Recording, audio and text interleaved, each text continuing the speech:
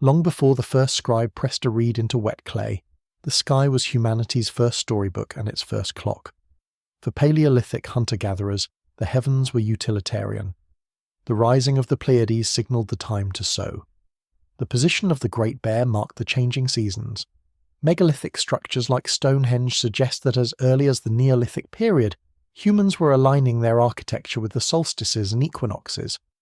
However, this was astrobiology, observing the sky to survive on Earth. It was not yet astrology.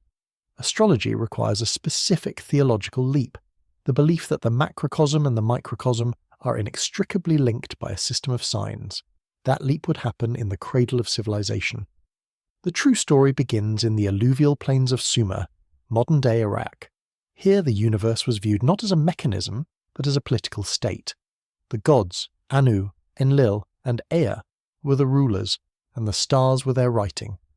The first astrologers were the Baru, a guild of priestly scribes serving the state. They were celestial bureaucrats. Their job was not to predict the personality of a baby, but to act as an early warning system for the king. They looked for anomalies. A regular new moon was uninteresting. A lunar eclipse, however, was a terrifying celestial shout. Over 2 millennia, these scribes compiled the Enuma Anu Enlil, a massive database of roughly 7,000 omens. It operated on strict if-P, then Q logic, based on historical correlation. For example, if Mars approaches the Scorpion, the prince will die by a scorpion's sting, or if the moon is eclipsed in the month of Nisan, will be destroyed. This early system was purely mundane astrology. It was also remedial. If the omens were bad, the king didn't just accept his fate. He performed Namburbi rituals to appease the angry god. In extreme cases, the priesthood utilized the Shah Puhi, the substitute king ritual. A commoner was dressed in royal robes and placed on the throne to absorb the eclipse's evil energy, then executed to save the real monarch. During the mathematical revolution around the 5th century BCE, under the Persian Empire, a shift occurred that changed astrology forever. The Babylonians realized the planets didn't wander aimlessly. They followed a specific track, the ecliptic. They divided this track into 12 equal sectors of 30 degrees, naming them after the constellations in the background: the Ram, the Bull, the Twins. The zodiac was born. This was the birth of the horoscope in its primal form. With a standardized zodiac, scribes could track planetary positions mathematically. In 410 BCE, the oldest known birth chart was cast. The focus shifted from the king to the individual. The question changed from, "Is the kingdom safe?" to, "What is the destiny of this man?"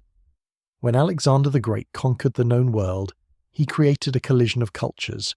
In the scholarly city of Alexandria, Egyptian priests met Greek philosophers and Babylonian stargazers.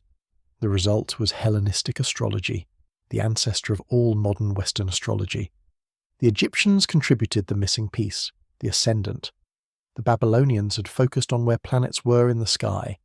The Egyptians, obsessed with the passage of time through the night, focused on the horizon. They realized the sign rising in the east changed every 2 hours. This rising degree, the horoscopos or hour marker, became the anchor of the chart, representing the physical body and the moment of birth. The Greeks applied their obsession with geometry. They envisioned the planets looking at each other across the circle. A planet 90 degrees away from another was in a square, a tense, harsh angle. A planet 120 degrees away was in a trine, a harmonious flow. These aspects gave the chart a dynamic architecture. The philosophy of fate. This technical explosion was driven by Stoicism. The Stoics believed the universe was a single living organism held together by sympatheia, or cosmic sympathy. To the Hellenistic astrologer, the chart was a diagram of Haimamina, or fate. Unlike the Babylonians, who tried to bribe the gods to change the outcome, the Stoics used astrology to learn their fate so they could accept it with dignity. The era culminated in Claudius Ptolemy, 150 CE. In his Tetrabiblos, he stripped the art of its divine metaphors and replaced them with Aristotelian physics. Mars didn't make you angry because it was the war god. It made you angry because the planet Mars emitted a hot and dry ray that boiled the blood. This scientific explanation successfully embedded astrology into the intellectual curriculum for the next 1,500 years. While Alexandria flourished, astrological knowledge travelled east along the Silk Road and through the Greek kingdoms of Bactria into India. Indian scholars who already possessed a sophisticated lunar astronomy called the nakshatras absorbed the Greek zodiac and planetary physics. The foundational text, the Yavanajataka, was translated into Sanskrit around the 2nd century CE. However, India adapted the technology to a different spiritual operating system, karma and reincarnation. This became Jyotish, the science of light. Crucially, the two systems drifted apart astronomically. Western astrology uses the tropical zodiac, which is tethered to the seasons. 0 degrees Aries is defined as the spring equinox. Vedic astrology uses the sidereal zodiac, which is tethered to the actual constellations. Because the Earth wobbles on its axis, the seasons slowly drift backward against the stars. Today, a Western Aries is likely a Vedic Pisces. The two systems became distinct lenses, the West focusing on the psychological and solar year, the East focusing on karmic destiny and the fixed stars. As the Roman Empire collapsed and Europe fell into the Dark Ages, the lights went out in the West. But astrology was preserved and refined in Baghdad. Under the Abbasid Caliphate, the House of Wisdom became the world's laboratory. Islamic scholars like Al-Kindi, Mesahala, and Abu Mashar synthesized Greek theory with Persian and Indian mathematics. They were innovators, not just copyists. They developed solar returns, a predictive chart cast for the exact moment the sun returns to its birth degree every year, and great conjunctions, a theory of history. Abu Mashar tracked the conjunctions of Jupiter and Saturn, which occur every 20 years. He claimed that the rise of prophets and the fall of dynasties were timed by these celestial cycles. This was the height of astrology's scientific prestige. The astrolabe, a beautiful handheld computer for measuring the sky, was perfected during this time. To be a mathematician was to be an astrologer. There was no distinction. In the 12th century, European monks travelled to Islamic Spain and began translating Arabic texts into Latin. Astrology roared back into Europe with the force of lost technology. It rapidly became a university requirement. At the University of Bologna and the University of Paris, medical students had to study astrology for 4 years. This was the era of iatra mathematics, medical astrology. The body was viewed as a microcosm of the zodiac, Aries representing the head, Taurus the throat, Scorpio the reproductive system, and Pisces the feet. Doctors carried zodiac men diagrams. The golden rule was, do not touch with iron that part of the body governed by the sign the moon is currently transiting. If the moon was in Aries, eye surgery was forbidden, as the moist pull of the moon would cause uncontrollable hemorrhaging. The church was wary. St. Thomas Aquinas forged the compromise that allowed astrology to survive. He distinguished between natural astrology, predicting weather, tides, and medical crises, and judicial astrology, predicting human choices. The first being permitted, the second forbidden. His maxim, astra inclinant, sedi non necessitant, the stars incline, but do not compel, gave Christians a loophole to practice astrology without denying free will. The Renaissance brought a dual explosion of art and occultism.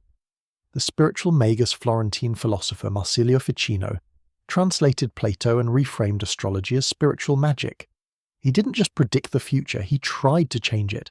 He composed music and wore talismans corresponding to Jupiter and Venus to cure depression, which was ruled by Saturn.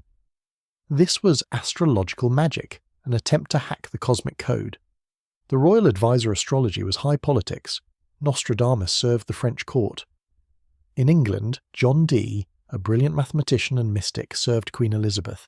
He used an electional chart to choose the date of her coronation to ensure a stable reign. The technical peak. The 17th century produced William Lilly, the English Merlin. His 1647 masterpiece, Christian Astrology, remains the most comprehensive textbook on traditional astrology ever written in English. Lilly was a master of horary astrology, answering specific questions by casting a chart for the moment the question was asked. However, the foundation was cracking. Johannes Kepler, a practicing astrologer who discovered the laws of planetary motion, called astrology the foolish daughter of astronomy. He tried to reform it, stripping away the zodiac signs and keeping only the geometric aspects, believing them to be the harmonics of the universe. He was the first to try to save astrology by making it scientific in a modern sense. The fall of astrology was precipitous. It was not killed by a single experiment, but by the death of the worldview that supported it. The Enlightenment introduced the mechanical universe. Philosophers like Descartes and scientists like Newton described a universe of dead matter moved by external forces. In this clockwork universe, the idea of correspondence that Mars in the sky resonates with iron in the blood was absurd. Socially, astrology became toxic. It was associated with religious fanaticism and the enthusiasms of the previous century's civil wars. In 1666, the French Academy of Sciences formally excluded astrology. The twins, astronomy and astrology, were separated. Astronomy got the telescope and the university chair. Astrology was banished to the fairground.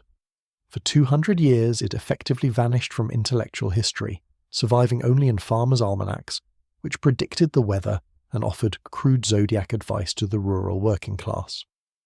Astrology returned to the West through the back door of occultism. In the late 19th century, figures like Madame Blavatsky founded the Theosophical Society. Blending Western Hermeticism with Eastern Hinduism, they reintroduced astrology not as a predictive tool, but as a key to esoteric psychology and soul evolution. The man who modernized astrology for the 20th century was Alan Leo. A theosophist, Leo faced 2 high-profile court cases for fortune-telling in 1914 and 1917.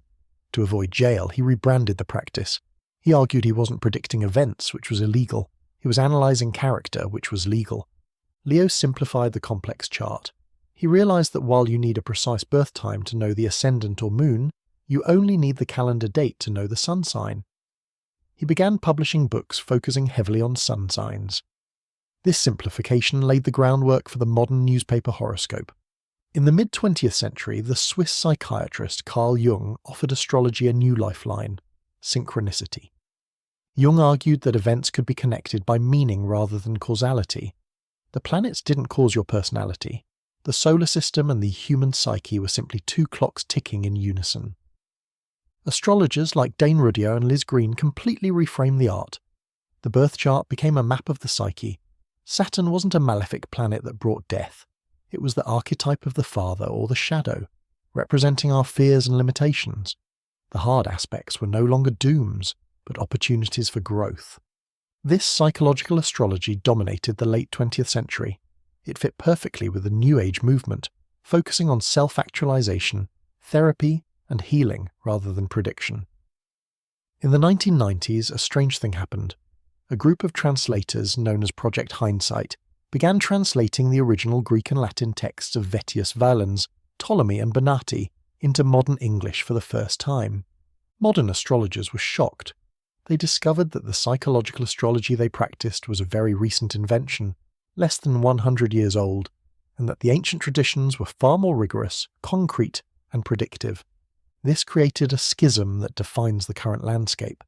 Modern astrologers focus on psychology, archetypes, and character.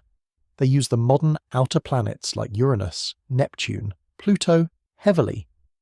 Traditional astrologers use the ancient rules. They focus on concrete prediction and fate. They often use only the 7 visible planets and distinctive house systems. Today, astrology is experiencing its largest boom since the Renaissance, driven by the internet. Technology solved the biggest barrier to entry: calculation. In the past, casting a chart required hours of trigonometry. Now, apps available on our phones generate charts instantly using NASA ephemeris data. Social media transformed astrology into a language of identity. Gemini season and Mercury retrograde became cultural memes, a shorthand for describing the chaos of modern life. For a generation facing economic uncertainty and climate anxiety, astrology offers what it offered the Babylonians 5,000 years ago: a sense of order in a chaotic world. From the ziggurat priest watching for the death of a king, to the Roman Stoic accepting his fate, to the medieval doctor timing surgery, to the modern teenager sharing a meme about their moon sign. The story of astrology is the story of the human need to belong. It is the persistent belief that we are not isolated biological accidents, but that we are woven into the fabric of a living, meaningful universe. As the Emerald Tablet of Hermes Trismegistus stated millennia ago, as above, so below.